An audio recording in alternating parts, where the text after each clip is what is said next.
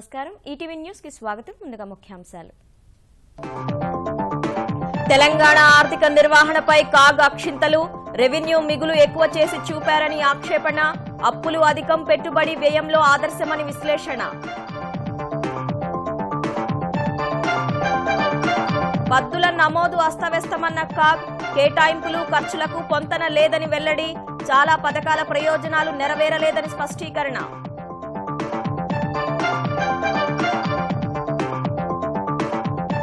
అమరావతి నిర్మాణానికి తోచిన విధంగా సాయపడాలన్న చంద్రబాబు రైతులు తలో బస్తా ధాన్యం ఇవ్వాలని సూచన మందడం సర్పంచ్ 10 లక్షల విరాళం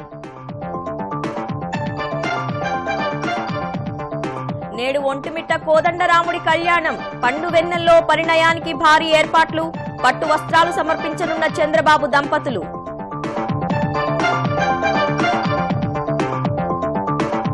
రైల్వేలో మరో 20,000 కొలువుల కూత మేలో నోటిఫికేషన్ ఇప్పటికే ప్రకటించిన 90,000 పోస్టులకు అదనమన్న పీయూష్ గోయల్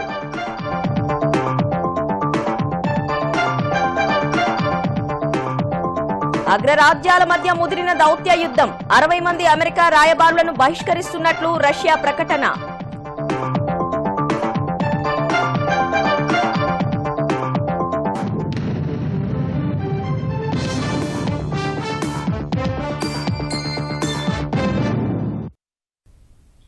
తెలంగాణ ఆర్థిక నిర్వహణలో ప్రభుత్వానికి ముందస్తు ప్రణాళిక లేదని కంట్రోలర్ అండ్ ఆడిటర్ అక్షింతలు వేసింది. అప్పుల భారం అధికంగా ఉందన్న కాగ్ రెవెన్యూ మిగులును ఎక్కువ చేసి చూపారని ఆక్షేపించింది.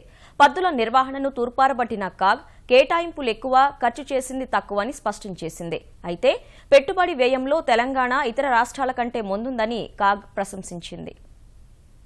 2017 మార్చితో ముగిసిన సంవత్సరానికి తెలంగాణ ఆర్థిక స్థితిగతిని కంట్రోలర్ అండ్ ఆడిటర్ జనరల్ నివేదిక కళ్లకు కట్టింది. 2016-17లో రెవెన్యూ మిగులును ఎక్కువ చూపారని ఆక్షేపించింది. పద్దుల నమోదులో సరైన విధానాలు పాటించకుండా 1,386 కోట్ల రూపాయల రెవెన్యూ మిగులును 6,778 కోట్లుగా చూపారని తేల్చింది. ఉదయ్ పథకం కింద బదిలీ చేసిన 7,500 కోట్లు మినహాయిస్తే జీఎస్టీపీలో ద్రవ్యలోటు నిష్పత్తి 4.3% ఉందని, ఇది ఎఫ్ఆర్బీఎం చట్టం నిర్దేశించిన 3.5% మించిపోయిందని తెలిపింది. రెవెన్యూ రాబడుల అంచనాల్లో 18% తగ్గిందని, కేంద్ర ప్రభుత్వం నుంచి రావాల్సిన గ్రాంటుల్లోనూ తగ్గుదల ఉందని కాగ్ పేర్కొంది. అయితే 2016 ఆర్థిక సంవత్సరంతో పోలిస్తే 2017లో మూలధన వ్యయం 145% మేర పెరిగిందన్న కాగ్ ఇంధన రంగంలో 9,974 కోట్లు, నీటిపారుదల రంగంలో 5,889 కోట్లు పెరుగుదల ఉందని లెక్కకట్టింది. అయితే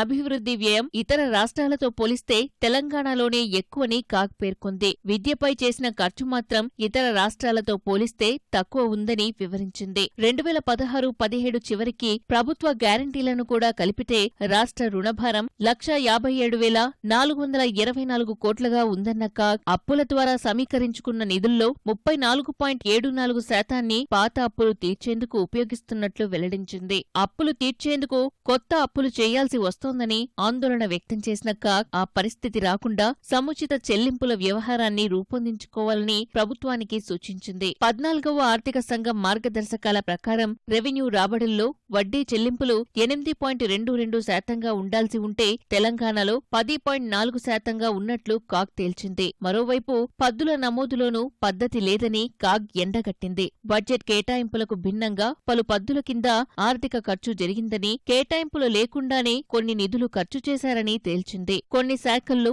3 ఏళ్లుగా నిధులు మిగులుతున్నా కొత్త కేటాయింపులు అనవసరంగా చేశారని ఆక్షేపించింది. 9 పెద్ద పద్దులకు సంబంధించి ఏడాది ఖర్చులో సగానికి పైగా ఖర్చు ఒక్క మార్చిలోనే జరిగిందని పేర్కొంది. కేటాయింపులకు తగ్గట్లు వ్యయం చేయకపోవటం వల్ల ఆశించిన ఫలితాలు లభించలేదని తెలిపింది. మిషన్ భగీరథ పథకానికి 1,298 కోట్లు కేటాయించి రుణాలతో సహా 10,012 కోట్ల రూపాయలను ఖర్చు చేసినట్లు కాగ్ తెలిపింది. ఖజానా కార్యాలయాల్లో పింఛన్లకు సంబంధించి సవివరమైన ఓచర్లు జమ చేయకుండానే 1,102 కోట్లు డ్రా చేశారని ఆక్షేపించింది. వ్యక్తిగత డిపాజిట్ ఖాతాల నుంచి ఆర్థిక శాఖ కార్యదర్శి సంతకం లేకుండా చెక్కుల ద్వారా 4,022 కోట్ల మొత్తాన్ని అనుమతించారని, అలాంటి చర్యలే అవినీతికి దారితీస్తాయని కాగ్ పేర్కొంది. అటు బడ్జెట్లో కేటాయింపులకు అనుగుణంగా తెలంగాణలో నిధులు ఖర్చు చేయకపోవడంతో కొన్ని పథకాల ప్రయోజనాలు ఆశించిన మేర నెరవేరలేదని కాగ్ విశ్లేషించింది. ప్రధానంగా దళిత గిరిజన ఉప ప్రణాళిక, నీటిపారుదల శాఖ నిధుల వినియోగంలో వైఫల్యాలను ఎండగట్టింది. 2016-17లో తెలంగాణ ప్రభుత్వ పథకాల అమల్లోని లోపాలనే కాగ్ ఎత్తి చూపింది. నీటిపారుదల రంగంలో భూసేకరణ, అనుమతుల్లో జాప్యం వల్ల ఆశించిన ప్రయోజనాలు నెరవేరలేదని స్పష్టం చేసింది. 2017 మార్చి వరకు అసంపూర్తిగా ఉన్న సాగునీటి ప్రాజెక్టులకు 50,216 కోట్లు ఖర్చు చేశారని, అంచనాలను 13,803 కోట్ల మేర పెంచారని తెలిపారు. 2016లో క్రితం ఆర్థిక సంవత్సరం కంటే పెట్టుబడులు 10 రెట్లు పెరిగినా ప్రతిఫలంలో పెరుగుదల మాత్రం ₹1,00,00,000 పేర్కొంది. మిషన్ కాకతీయలో భాగంగా తొలి దశలో 9,363 చెరువుల పునరుద్ధరణలో 84% పూర్తయిందన్న కాగ్ 2-3 దశల్లో పురోగతి చాలా స్వల్పంగా ఉందని పేర్కొంది. మొదటి 2 దశల్లో మార్గదర్శకాలకు విరుద్ధంగా ప్రాధాన్యం లేని చెరువుల్ని ఎంచుకున్నట్లు తెలిపింది. మిషన్ కాకతీయ కింద 2017 నవంబర్ వరకు 5.5 లక్షల ఎకరాలకు పైగా ఆయకట్టు స్థిరీకరించామనే ప్రభుత్వం లెక్కలను బలపరిచే ఆధారాలు లేవని కాగ్ కుండబద్దలు కొట్టింది. ఇక ఎస్సీ/ఎస్టీ అభివృద్ధి నిధిలో అధిక భాగం వినియోగానికి నోచుకోలేదని, ఫలితంగా ఆ వర్గాలకు చట్ట ప్రకారం అందించాల్సిన పథకాల ప్రయోజనాలు అందలేదని కాగ్ పేర్కొంది. గిరిజన ప్రాంతాల్లో రహదారి సౌకర్యం కోసం 250 కోట్లు, ఎస్సీ హాస్టళ్లలో అదనపు సౌకర్యాల కోసం 130 కోట్లు, రైతులకు వడ్డీ లేని రుణాలు, పంటల బీమాకు 265 కోట్లు కేటాయించినా ఒక్క పైసా ఖర్చు చేయలేదని ఆక్షేపించింది. గత 3 ఏళ్లలో 12,587 మంది దళితులకు 3 ఎకరాల భూమి పంపిణీ చేయాలని లక్ష్యంగా పెట్టుకున్నా 2,866 మందికే ఇచ్చారని కాగ్ తెలిపింది. ఇక కళ్యాణ లక్ష్మి పథకానికి 200 కోట్లు కేటాయించినా నిధులు తక్కువ విడుదల చేయడం వల్ల పథకం సరిగా అమలు కాలేదని అభిప్రాయపడింది. భూ కేటాయింపు విధానాల్లో లోపాలు, మౌలిక సదుపాయాలు కల్పించకపోవడం వల్ల ఐటీ పరిశ్రమలు ముందుకు రావట్లేదన్న కాగ్, అంకుర పరిశ్రమల ప్రోత్సాహానికి ఉద్దేశించి టీ-హబ్ 2వ దశ, ఇమేజ్ భవన నిర్మాణ సలహాదారుల ఎంపికలో కొన్ని సంస్థలకు అనుచిత ప్రయోజనం కలిగిందని దుయ్యబట్టింది. 5 లక్షల మంది ఉపాధి కోసం రూపకల్పన చేసిన ఫ్యాబ్ సిటీలో కేవలం 3,016 మందికే అవకాశం లభించిందని తెలిపింది. ప్రభుత్వ రంగ సంస్థ పరిస్థితిపై ఆందోళన వ్యక్తం చేసిన కాగ్, కేవలం 6 ప్రభుత్వ రంగ సంస్థల నష్టాలు 21,472 కోట్లుగా నమోదైందని విచారం వెలిబుచ్చింది. విద్యుత్ ఉత్పత్తి సంస్థలు లాభాల్లో నడుస్తున్నా పంపిణీ సంస్థలు నష్టాల్లో ఉన్నాయని తెలిపింది. హైదరాబాద్ మహానగరపాలక సంస్థతో పాటు తెలంగాణలోని స్థానిక సంస్థలు నిబంధనలు పాటించడంలో వైఫల్యం చెందాయన్న కాగ్, వరంగల్, ఖమ్మం, కరీంనగర్, నిజామాబాద్, రామగుండం కార్పొరేషన్లకు 700 కోట్ల రూపాయలు బడ్జెట్లో కేటాయించినా సరైన మార్గదర్శకాలు లేక కేవలం 100 కోట్లే ఖర్చు చేశారని పేర్కొంది. తెలంగాణలో ప్రైవేట్ పాఠశాలలు అడ్డగోలుగా రుసుములు వసూలు చేస్తూ కనీసం లెక్కలు కూడా చూపని పరిస్థితి నెలకొందని ఆందోళన వ్యక్తం చేసింది. తెలంగాణను అప్పుల కుప్పగా మారుస్తున్నారనే ఆరోపణలపై అసెంబ్లీలో ఎదురుదాడి చేసిన ముఖ్యమంత్రి కేసీఆర్, కాగ్ నివేదిక చూశాకైనా తీరు మార్చుకోవాలని భాజపా శాసనసభాపక్ష నేత రెడ్డి సూచించారు. బడ్జెట్ సమావేశాలు నిరుత్సాహంగా ముగిశాయని కిషన్ రెడ్డి వ్యాఖ్యానించారు. ఎఫ్ఆర్బిఎం 3.5% కంటే పెరగకూడదు. 2016-17లో రికార్డు స్థాయిలో 5.46 గా నమోదైంది. ఇదే పథకం కింద 7,500 కోట్లు మినహాయించిన తర్వాత కూడా జిఎస్డిపి ద్రవ్యలోటు నిష్పత్తి 4.35 గా ఉంది. నేను చెప్పిందే కరెక్ట్ అని చెప్పి ఈరోజు కాగ్ నివేదికలు వచ్చిన తర్వాత మరి ముఖ్యమంత్రి గారు కట్టుబడి ఉన్నారా సవాల్ చేస్తా ఉన్నాను. నవ్యాంధ్ర రాజధాని అమరావతి నిర్మాణానికి ప్రతి ఒక్కరూ తోచిన విధంగా తోడ్పాటు అందించాలని ముఖ్యమంత్రి చంద్రబాబు పిలుపునిచ్చారు. రైతులు కూడా ఒక ధాన్యం బస్తానైనా విరాళంగా ఇచ్చి అభివృద్ధిలో భాగస్వామ్యులు కావాలని ఆకాంక్షించారు. 5 కోట్ల ఆంధ్రులు అండగా నిలిస్తే కొండనైనా బద్దలు కొడతానని తెదేపా ఆవిర్భావ దినోత్సవంలో స్పష్టం చేశారు. అటు తనపై చేసిన అవినీతి ఆరోపణలకు ఆధారాలు ఉంటే బయటపెట్టాలని విపక్షాలకు లోకేష్ సవాల్ విసిరారు. అమరావతి అభివృద్ధికి కేంద్రం మొండిచేయి చూపుతున్న వేళ జన్మభూమి రుణం తీర్చుకునే సమయం ఆసన్నమైందని ముఖ్యమంత్రి చంద్రబాబు ప్రజలకు పిలుపునిచ్చారు. గుంటూరు తెదేపా కార్యాలయంలో జరిగిన పార్టీ ఆవిర్భావ దినోత్సవంలో పాల్గొన్న బాబు, అభివృద్ధి ఆగిపోతుందనే భయం అక్కర్లేదన్నారు. విభజన హామీల అమలు కోసం కేంద్రంపై పోరాటం కొనసాగిస్తూనే సొంతంగా అభివృద్ధి చేసుకుందామని సూచించారు. వీళ్ళకి లిబరల్ గా డబ్బులు ఇస్తే బాగా అభివృద్ధి అయిపోతే మన చెప్పు చేతుల్లో ఉండరనే ఆలోచన ఉంటే ఉండొచ్చేమో గాని ప్రజల సహకారంతో తప్పకుండా తిరుగులేని శక్తివంతమైన రాష్ట్రంగా తయారు చేస్తా. ఢిల్లీ కంటే బ్రహ్మాండమైన రాజధానిని కట్టే శక్తి, యుక్తి తెలుగు వారికి ఉంది. నిరూపించుకుందాం. అందరినీ కోరేది, ఇప్పుడు మామూలుగా 8% మేము వడ్డీకి తెస్తున్నాం. కొన్ని బ్యాంకుల్లో ఇంకా తక్కువ ఇస్తున్నారు. విదేశాల్లో 0% వడ్డీకి ఇస్తున్నారు. కొంతమంది దగ్గర డబ్బులు ఉన్నాయి. అలాంటి వాళ్ళంతా ప్రభుత్వంలో పెట్టుబడులు పెడితే ఏ పర్సెంట్ అయితే వడ్డీ వస్తుందో దానికంటే 1% మనం ఎక్కువ ఇస్తాం. పట్టిసీమ రాకపోతే కృష్ణా డెల్టా ఎండిపోయేది. నీళ్లు వచ్చాయి కాబట్టి బంపర్ క్రాప్ వచ్చింది. కనీసం స్వచ్ఛందంగా మీరే ముందుకొచ్చి రాష్ట్రంలో సాగునీటికి ఒక్కొక్కరు ఒక్కొక్క బస్తా ఇవ్వగలిగితే ఎంత ఉదారంగా ఉంటుంది. ఈ ఉద్యమం ఏ విధంగా ఉంటుందో రైతాంగం ఆలోచించాల్సిన అవసరం ఉంది. రాష్ట్ర ప్రజలకు అండగా ఉండాల్సిన సమయంలో విపక్షాలన్నీ భాజపా చేతిలో కీలుబొమ్మలుగా మారి రాష్ట్రానికి ద్రోహం చేస్తున్నాయని వైకాపా జనసేననుద్దేశించి చంద్రబాబు విమర్శించారు. వైఎస్ఆర్ కాంగ్రెస్ ప్రధానమంత్రి దగ్గరికి వెళ్తారు. లోపల విశ్వాసం, బయట అవిశ్వాసం. అక్కడ కాళ్లు పట్టుకుంటారు, ఇక్కడ కాళ్లు దూతారు. ఇంకొకరైతే 4 సంవత్సరాలు బాగుండి ఆల్ ఆఫ్ ఎ యూటర్న్ తీసుకొని మన మీద పడిపోతారు. ఇరుచు పడిపోతున్నారు. ఎందుకో నాకు అర్థం కాలేదు. వాళ్ళ కలలో వచ్చిన విషయాలని నేను చేసినట్టు భావిస్తున్నారు. అది ఇంకా భయంకరం. నేనేదో చెప్పానని పోలవరం పునరావాసం మనమే భరిస్తాను. 33,000 కోట్లు, ₹1 ₹2 కాదు. ఎవరన్నా రాజకీయ ఆలోచన ఉంటే మాట్లాడరు. ఇప్పుడు బీజేపీ పార్టీ ఆడిస్తా ఉంది అందరినీ. మీరు ఆడతారు. తమిళనాడులో ఆడిచ్చారు. మీ ఆటలు ఇక్కడ చెల్లవు, చెల్లనీయం. పూర్తిగా 5 కోట్ల మంది నా పోరాటానికి మద్దతు ఇవ్వగలిగితే కొండనైనా సరే బద్దలు చేసే శక్తి ఈ తెలుగుదేశం పార్టీకి ఉంది. వేడుకల్లో పాల్గొన్న తెదేపా జాతీయ ప్రధాన కార్యదర్శి లోకేష్ తనపై ఆరోపణల్ని రుజువు చేయాలని సవాలు విసిరారు. అధికారం కొత్త కాదు నాకు. నేను పుట్టిననాటికే మా తాతగారు ముఖ్యమంత్రి. నేను చెడ్డీ వేసుకుని స్కూల్కి వెళ్లే సమయం మా నాన్నగారు ముఖ్యమంత్రి. ఏ రోజు నా పైన అవినీతి ఆరోపణ రాలేదు. ఈ రోజు కావాలని నా పైన బురద జల్లే కార్యక్రమం చేయబడుతున్నారు. నేను వాళ్ళందరినీ ఒకటే కోరుతున్నా, మీకు దమ్ము ధైర్యం ఉంటే మీ దగ్గర సో కాల్డ్ ఆధారాలు ప్రజల ముందర పెట్టండి. ప్రజలు నిర్ణయిస్తారని. కార్యక్రమానికి హాజరైన తెదేపా తెలంగాణ అధ్యక్షుడు ఎల్ రమణ 2019లో తెదేపా తోడ్పాటు లేకుండా తెలంగాణలో ఏ పార్టీ ప్రభుత్వాన్ని ఏర్పాటు చేయలేదని స్పష్టం చేశారు. అమరావతి నిర్మాణంలో భాగస్వామ్యులు కావాలన్న చంద్రబాబు పిలుపునకు తొలి స్పందనగా 10 లక్షల విరాళం వచ్చింది. గుంటూరు జిల్లా తుళ్లూరు మండలం మందడం సర్పంచ్ ముప్పవరపు పద్మావతి 10 లక్షల రూపాయలను ప్రభుత్వానికి ఇస్తున్నట్లు తెలిపారు. గతంలో అమరావతి నిర్మాణానికి భూమి పూజ సమయంలోనూ పద్మావతి 10 లక్షలు ఇచ్చారు. రాజధాని నిర్మాణంలో కేంద్రం వెనకడుగు వేసినా ప్రజలు చంద్రబాబు వెనకే ఉన్నారని తెలియజేయడానికే విరాళమిచ్చినట్లు ఆమె తెలిపారు.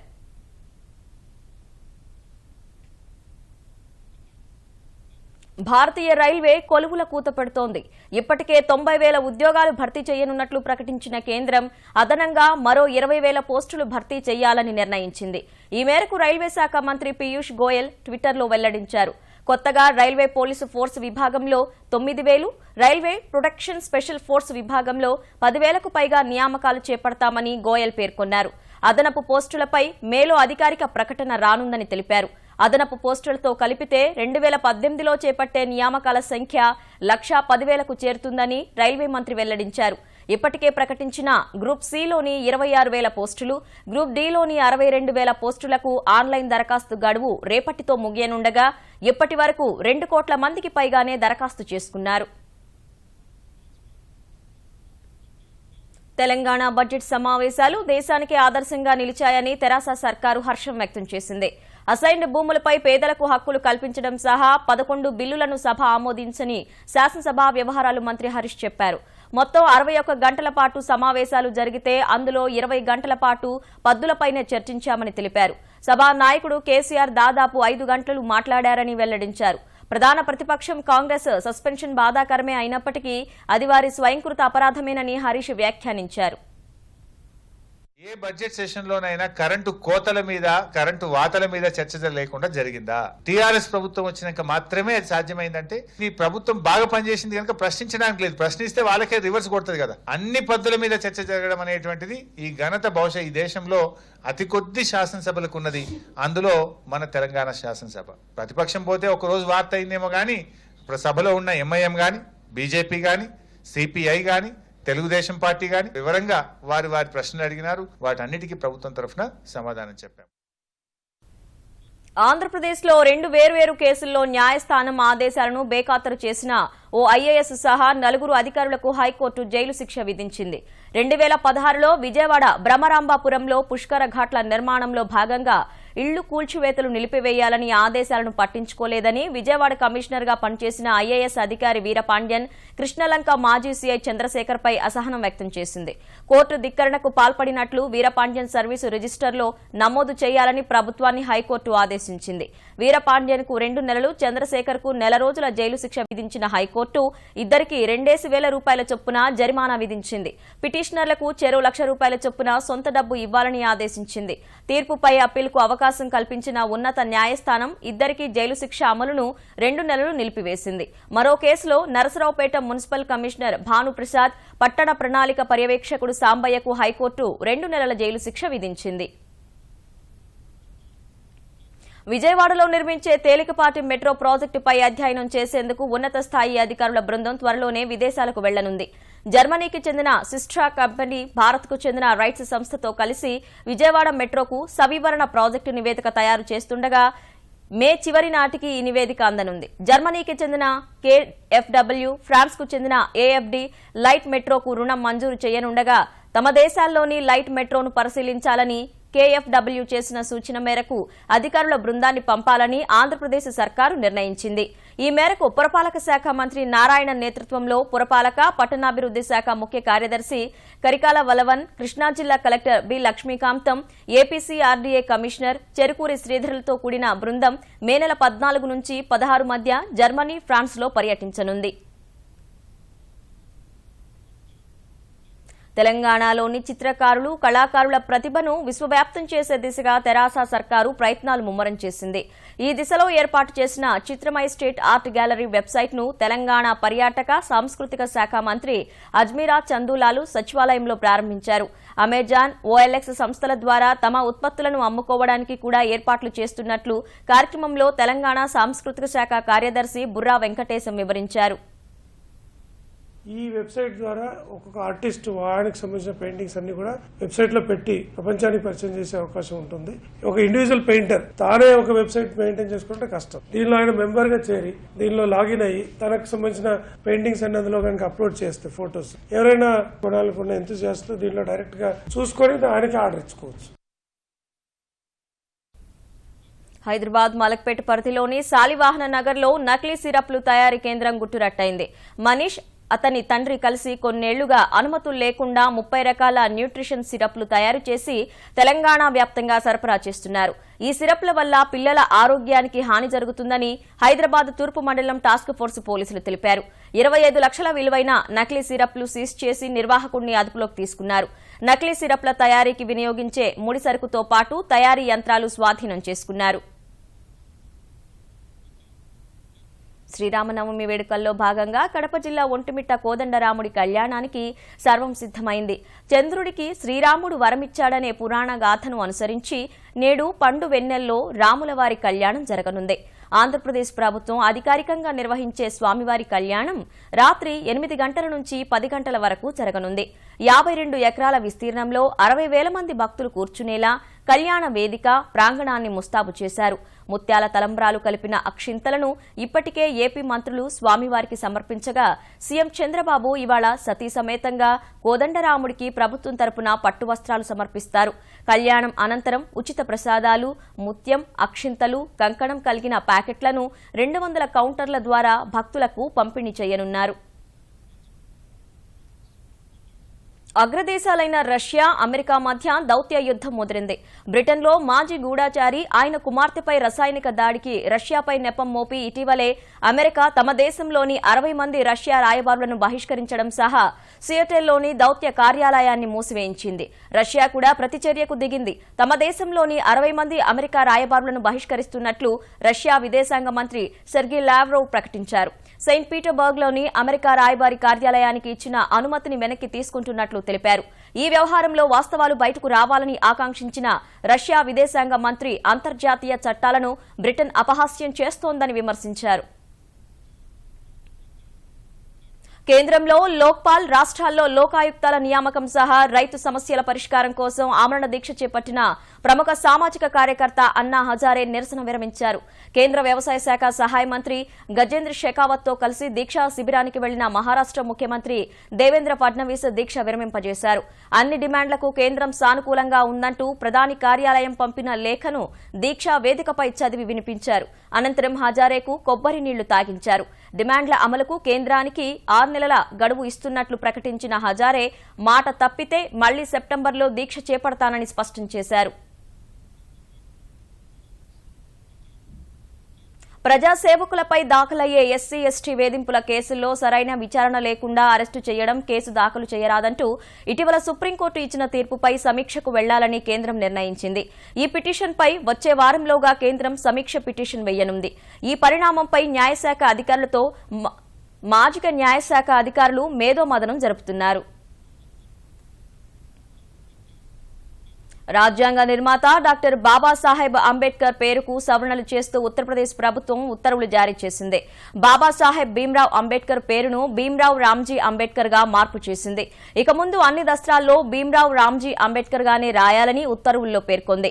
అంబేద్కర్ పేరులో మార్పు కోరుతూ 2017లో ఉత్తరప్రదేశ్ గవర్నర్ రామ్ నాయక్ ప్రధాని నరేంద్ర మోదీ, ముఖ్యమంత్రి యోగి ఆదిత్యనాథ్లకు రాసిన లేఖలను దృష్టిలో పెట్టుకుని అంబేద్కర్ పేరులో మార్పులు చేశారు. ఈ నిర్ణయంపై మండిపడిన మిగతా రాజకీయ పార్టీలు కొన్ని వర్గాలను ఆకర్షించేందుకు భారతీయ జనతా పార్టీ ప్రభుత్వం ఈ సవరణలు చేపట్టిందని విమర్శిస్తున్నాయి. ముఖ్యాంశాలు మరోసారి. తెలంగాణ ఆర్థిక నిర్వహణపై కాగ్ అక్షింతలు, రెవెన్యూ మిగులు ఎక్కువ చేసి చూపారని ఆక్షేపణ, అప్పులు అధికం, పెట్టుబడి వ్యయంలో ఆదర్శమని విశ్లేషణ. పద్దుల నమోదు అస్తవ్యస్తమన్న కాగ్, కేటాయింపులు ఖర్చులకు పొంతన లేదని వెల్లడి, చాలా పథకాల ప్రయోజనాలు నెరవేరలేదని స్పష్టీకరణ.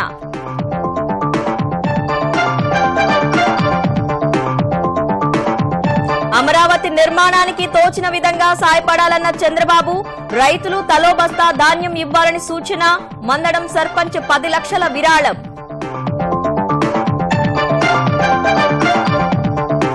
నేడు ఒంటిమిట్ట కోదండరాముడి కళ్యాణం, పండు వెన్నెల్లో పరిణయానికి భారీ ఏర్పాట్లు, పట్టు వస్త్రాలు సమర్పించనున్న చంద్రబాబు దంపతులు.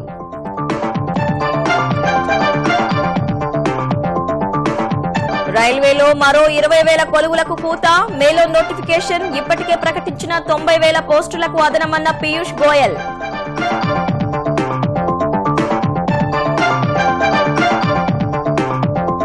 అగ్రరాజ్యాల మధ్య ముదిరిన దౌత్య యుద్ధం, 60 మంది అమెరికా రాయబారులను బహిష్కరిస్తున్నట్లు రష్యా ప్రకటన.